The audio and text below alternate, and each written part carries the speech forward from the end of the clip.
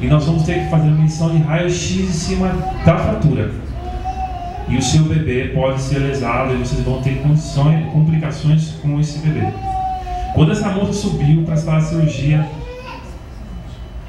eu ajoelhei para orar ao Senhor. Irmãos, eu finalmente entendi o que quer dizer você chorar com a alma. Eu entendi o que a palavra de Deus quer dizer quando você se colocar diante do Senhor e derramar o seu coração ao Senhor. Eu não conseguia falar nada. Eu simplesmente fiquei 20 minutos chorando e pedindo ao Senhor que, na mente, que Deus guardasse a vida da minha esposa. E essa dimensão que Deus me deu, esse entendimento, que é no momento central que você está com um problema, que você não consegue saber para quem recorrer, você só tem que se derramar ao Senhor. E eu entendi finalmente que lá em Samuel, que quando a pessoa se dobra para orar ao Senhor, é só apenas a sua alma consegue falar. Eu entendi o que é a alma falar com o Senhor. Eu entendi o que diz em Efésios: eu não posso ser insensato. Eu não tenho que chegar e falar assim: ó, Senhor, eu sei que o Senhor é bom, o Senhor é agradável, o Senhor está sobre a minha vida. Mas você tem que entender que Deus às vezes vai te testar se realmente isso que você está falando é verdade. Se essa posição que você está colocando na sua vida ela realmente é verdadeira.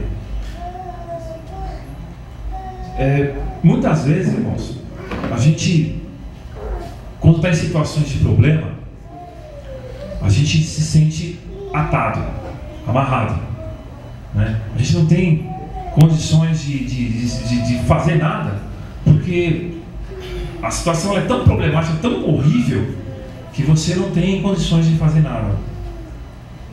Lá em Daniel 3, 24 e 28 conta uma história de 3 moços que não se dobraram perante o Nabucodonosor, né? Os irmãos podem ir lá ler, diz que o rei levantou uma estátua, e essa estátua, vezes por dia, tocava um som, um alarido, e as pessoas tinham que dobrar os joelhos diante dessa estátua. E a palavra diz o seguinte: que eles não se dobraram.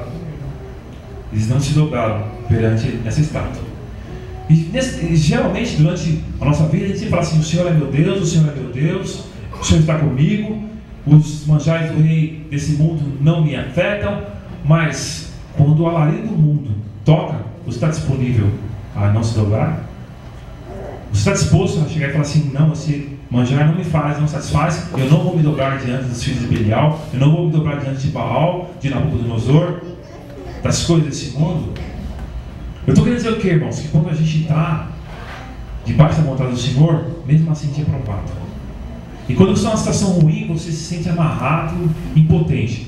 A palavra dele diz o seguinte: Nabucodonosor, quando olhou, dizia assim: não colocamos nós 3 homens amarrados? Diz a palavra de Deus que eles desceram atados. Imagina o desespero dos moços descendo atados, aquela fornalha quente, aquele fogo ardente, esquentado 7 vezes, né? 7 vezes? Aquecido 7 vezes. Quando eles desceram ali, eles desceram amarrados, atados. Imagina como é que estava a mente daqueles moços: Senhor, e agora?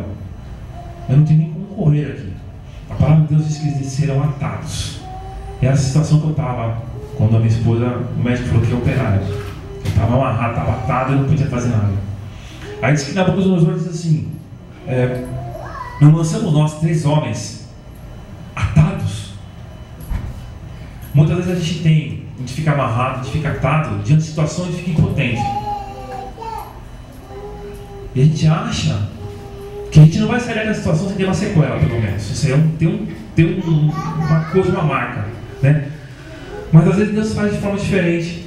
Diz a palavra que quando Nabucodonosor olhou, ele falou assim: eles não estavam atados, não estavam amarrados, não eram 3? O que nós estamos olhando agora? Nós estamos vendo 4 homens que andam dentro do fogo. Eles estão andando dentro do fogo e nada há de lesão neles. Nenhuma lesão. Nada. Às vezes a gente pode passar por uma prova muito terrível, mas sinceramente ela não precisa deixar uma marca em você, uma lesão.